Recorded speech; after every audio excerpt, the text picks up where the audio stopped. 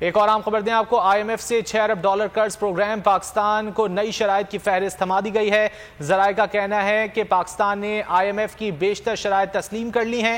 قرض پروگرام کی بحالی کا حتمی اعلان IMF ایگزیکٹو بورڈ کرے گا۔ پاکستان ٹیکس محاصل بڑھانے کے لیے مزید اقدامات کرے، IMF کی جانب سے مطالبہ کیا گیا ہے۔ نجکاری پروگرام پر عمل درآمد یقینی بنانا ہوگا۔ ذرائع وزارت خزانہ کا کہنا ہے کہ پاور سیکٹر اصلاحات سے متعلق شرائط پر عمل درآمد یقینی بنانا ہوگا۔ بجلی گیس مہنگی کرے بغیر گردشی قرضے پر قابو پانا ممکن نہیں ہے، IMF کی جانب سے کہا گیا۔ تفصیلات جان لیتے ہیں عمر حیات سے۔ عمر، کیا تفصیلات؟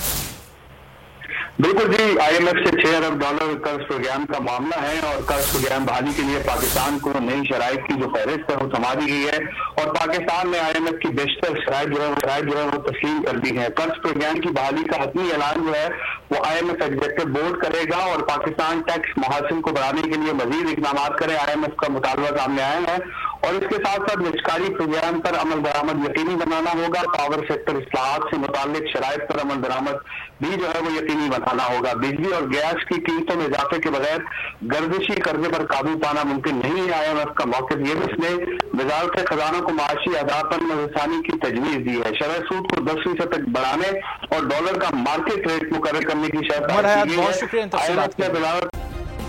سبسکرائب کریں اور بیل دبائیں تاکہ کوئی خبر رہ نہ جائے۔